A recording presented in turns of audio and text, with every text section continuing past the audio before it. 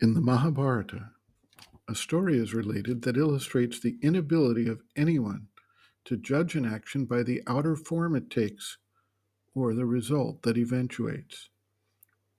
The birth of Bhishma is related in the Adi Parva. Prince Shantanu fell in love with a beautiful woman he met and asked her to marry him. She agreed on the condition that he never question any of her acts. She gave birth successively to a number of sons and immediately took them to the river Ganga and drowned them, one after another. This went on for a number of times. Finally, Shantanu could no longer stand it that his presumptive heirs were being killed by his wife, and he broke the promise and asked her what she was doing. She then replied that he had broken his promise, and thus she would have to depart, but she would keep the last and final son alive. This son became Bhishma, the renowned elder and warrior in the Mahabharata war.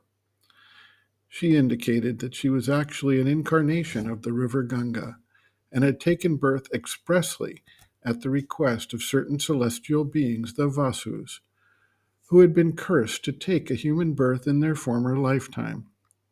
She had agreed to release them from the curse by giving birth and then immediately ending their lives. Thus, she was carrying out an action related to another domain, another plane, another realm of experience, played out in the material world of human life.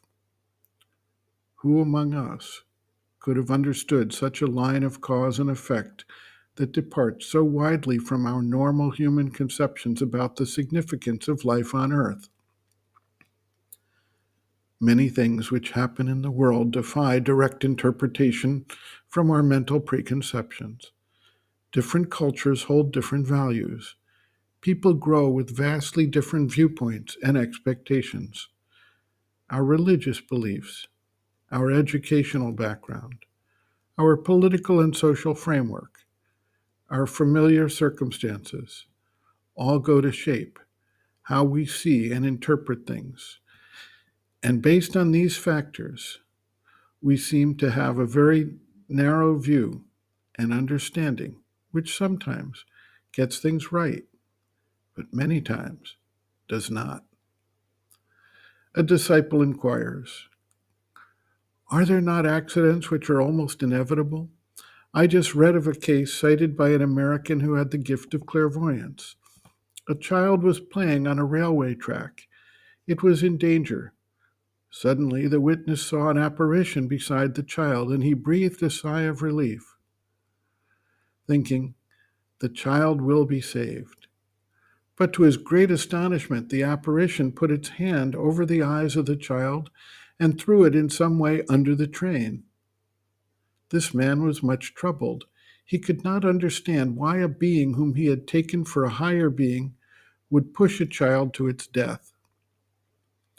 The mother responds, quote, certainly this may be true, but without having the vision oneself, one can't explain it.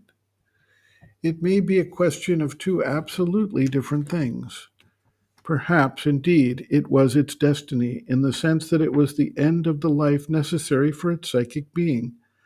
It was a death which had been predestined for some reason, because that can happen. Or perhaps it could be an adverse force which he took to be an angel of light, for generally people make this mistake. When they see an apparition, they always think it is something heavenly. It is heavenly if you like, but it depends on what heaven it comes from. It is a strange thing because, yes, the moment of unconsciousness, the slackening of consciousness, may be translated by this someone putting the hand over the eyes. End quote. Reference, Sri Aurobindo and the Mother, The Hidden Forces of Life, Chapter 5, Occult Forces, pages 111 to 112.